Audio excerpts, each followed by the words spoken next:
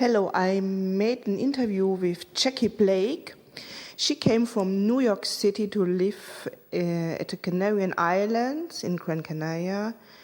And she's an author from a book about relationships and also yoga teacher. And she's teaching English classes in primary school here at the island. And I met her on a women business meeting, and everybody is asking why she decided to live here. And so we decided to make an interview, and I think we had a lot of fun, and there are very interesting things to talk, and so have fun to hear what we have to say. So, first of all, I want to talk about, we met us at the women's business lunch in Las Palmas. And the first question always was, where are you from? And I was really surprised that you are from New York. Yes. And so would you please tell us why you decided Las Palmas for your living place? Okay. Since that was the most popular question. Yes. So let's go back. Well, I was in Galway, Ireland over New Year's Eve, and I met an American woman there that was teaching in Palma, Mallorca.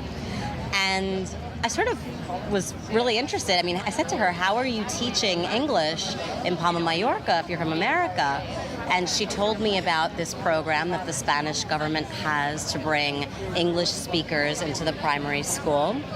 So I just said, well, maybe I'll apply. Why not? You know, I'm a native English speaker and I have a college degree. Maybe I'll do this.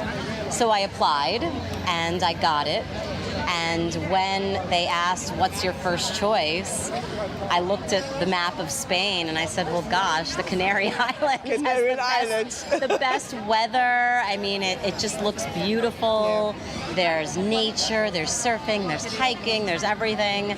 So I said Canary Islands, and then I got Canary Islands, and then they assigned me to Gran Canaria. I'm actually teaching in Telde and Valsequillo, but I figured I'd live in Las Palmas because it has the most going on, and nightlife, and culture, and food. So here I am, sort of unexpectedly. You're welcome. I ran away from New York, and as I joke around and say, I'm an American refugee. Yeah. That's really good. That's really good. Yes. And I think also it's the best place for me. My choice would be also Gran Canaria. I can tell this. Yeah, I'm really glad that I'm here. I love this island. I'm so happy. I mean, I've only been here a month now, but it's really special and really warm, welcoming. Yes. Yeah. Yes. So, thank you for this. And what are you doing now in Las Palmas? Okay, so a couple things. As I said, my visa here has me teaching English in the primary school. Now that's only part-time, so I'm also working on my online business. And in my online business, I published a book, and my book is called Dating is a Spiritual Adventure. Yes. And it's sort of a memoir, self-help book about dating and relationships. And I'm working on my online platform to market the book and also to market dating and relationship coaching along with the book. So you have a second and a third leg here. Yes, I do. I'd like you. And I might start teaching some yoga classes. So, you know, that's my third leg. Yes. Yeah. Really good. Since I taught yoga back in New York, so I'll probably try have really different things to do, and so it's really interesting. Yes. And I also want to learn to surf.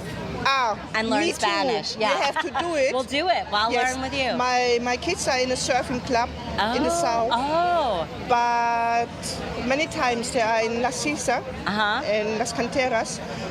I want to learn it. Yes. Maybe we can do it together. Yes, I would love to. I would love to. And what are your experiences in teaching English for foreigners? What's my experience teaching English for foreigners? Oh, that's a good one. I like it because I feel that for kids, when they associate the English language with someone they like and someone friendly, they want to learn. You know, I had a really friendly relationship with my Spanish teachers. So especially with everything going on in the world right now, I feel really lucky to represent America in a positive way. Yes. And sort of bring my culture here and learn about this culture. And teaching to foreigners, I mean, I feel really welcome in the class. I feel like it's helping me learn Spanish. And I feel like the kids want to learn. They want to learn English. They want to learn about America. It's a little hard for me because they learn British English. So the kids, I feel like they love American pop culture. They love Rihanna. They love Beyonce. They love all of that. Yes, that's right. Yes. So I really like it, and I like representing America. I do, especially at this time. Yes. You know, at this time. Yes, I understand very well.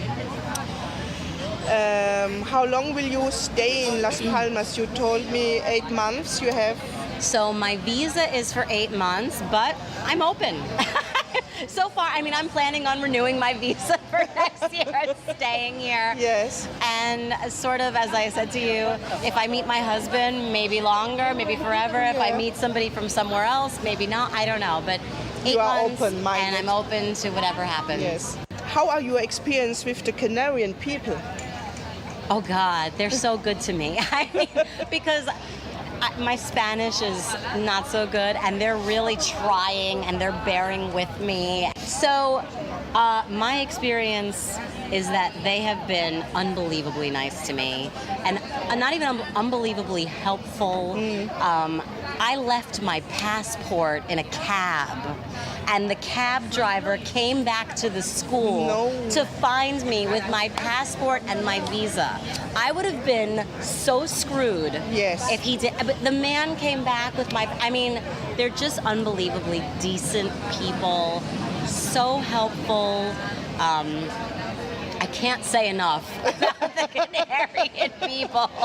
I love these people. They're just good people. Like this man came back to the school with my passport. I would have had to go home if I didn't have a passport. Yes. Yeah, like because I don't know you have how it says for consulate. Oh, an American consulate. Maybe I would have had to go to Madrid. Madrid. But the American consulate. Yeah, but still, I mean, my visa, everything was on it. You know, so the Canarian people have been helping, and also because they see I'm trying to speak Spanish. Yes. They try to speak English and. You know, they helped us from everything to getting my apartment, to getting the internet. They try. They try. That are my experience too. That when you want to integrate you, when you want to speak, they're really helpful and lovely, nice people. And as we moved from Mallorca to Gran Canaria, there are two different worlds. Really? The people in Mallorca are really close. They are, I don't know, not so open-minded. Okay. But here, the Canarian people, I think it's because they come from everywhere. From Cuba, Mexico, Colombia, Africa. They are really international here. So they are helping hands everywhere. Yes. Also because they have the gays. That's why they're so open-minded. because they have gays. Yes. That's another point I want to talk about.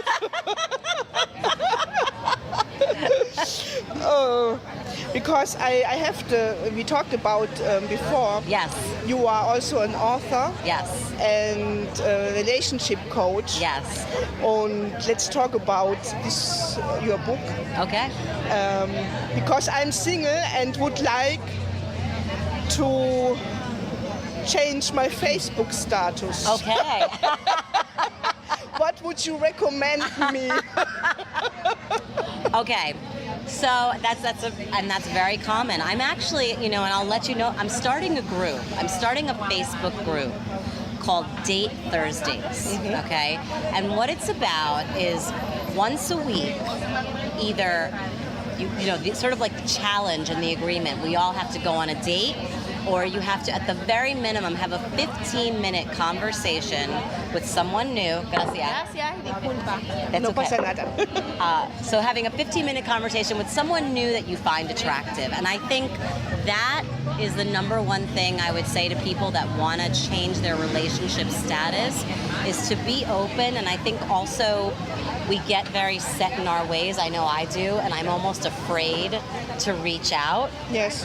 And if you have that commitment, at least you have to have at least one minimum 15-minute conversation with someone new that you like every week, and it's just a conversation. Yes. It's not more than that. Maybe a Not date, more. maybe a drink, maybe talking. Not thinking about Not what thinking about could be, or no thinking about wedding bells, yes, or no kids, no kids, no wedding dresses, nothing. Just a conversation. Yes. And I think it's really that simple, and that's the number one advice. Get out of your own head and just go talk to someone. And if they don't want to talk to you, fine, talk to someone else, Yes. And so I'm actually starting this Facebook group called Date Thursdays, which I'll invite you to, for myself. Because so I can remember to get out there, Yes. and I can remember to set up a date and have new conversations and not be afraid to approach people. Yeah. Because I think, again, we talked about the generation has changed. We're not in the generation where the men approach the women anymore No, yeah. all the time. Because Yes. the men are also sort of afraid, and feminism has changed because things. the women changed as well. The women have changed they as well. don't need a man for life. Yes, They yes. have the work, they have everything. Yes. So I think just being proactive and going to approach someone. And again, being light about it. Yes. Yeah. Don't have the fear. Don't have Yes. the fear. Yeah. Yes. Sometimes I've got the fear that somebody will hurt me again. Yes. That someone will reject or hurt. Yeah. And I think here's the thing. Someone probably will hurt you again. Yeah. And someone will hurt me again, because Yes. this is life, right? I think that we do ourselves a disservice when we're afraid of the vulnerability, because in the vulnerable space, that's where all the good comes in. It's also where all the bad comes in. So if you're not vulnerable, you do shut yourself off to the bad, but you also shut yourself off to the good. Yes. It's only in the vulnerable space do we get the good and the bad. So you know, Yeah. and it's hard. It's scary. It's scary. Yes. Scary. It's scary. But everything begins at a moment. Yes. Yes. Yeah. Yes. And it only begins when you're open. Yes. That's right. Yeah. So, And it only begins when you're open. Yeah. so thank you so much. Thank you. For this interesting interview. Thank you. Have you something to say, or another Let's see. thing you want to tell, or? Let me think. Something else. Let's see. Let me get some good ones. I'm very happy to be here. I'll just tell the people. Yeah. I love the Canary Island. I am so much happier here than in New York. The lifestyle here is great. I love that the lifestyle is laid back. I love the way of life. The other night I was walking along El Paseo, and there was a group of Canarian people just sitting at a dinner table. Some had guitars, singing, Yes. and just being together at night, and nowhere to go, nowhere to be. I can't tell you how happy I am to be a part of this culture, because it's so different than what I know. Yes. What I know is, constant stress and just constant working 12 hours a day. And what I've known here really is so much more social. And I guess I also want to say, for anyone thinking about coming to the Canary Islands, how easy I found it to make new friends. Yes. Because I feel like a lot of people here are coming from somewhere else and they don't know people. And I feel like this is a special place where if you do reach out, you will meet new friends. Yes. I think so. I think Yeah. Las Palmas better than in the south. But I think it's really like you say, and we coming from a culture. The Spanish people say to the German people, cabeza cuadrada. Hi. It's my daughter. Come on in. We're finishing. We're finishing. They say cabeza cuadrada because we are so straight with the clock. Yes, yes. With the work. Yes. With everything. And I noticed we both are earlier on our appointment than it was the time. So if we were meeting a Spanish person, they would have been here at 8 o'clock. Yeah. So yes. But thank you so much. Oh, thank you. And thank I you. hope we see you. Thank you. Yes, I'll definitely see you. Okay. And hi, how are you?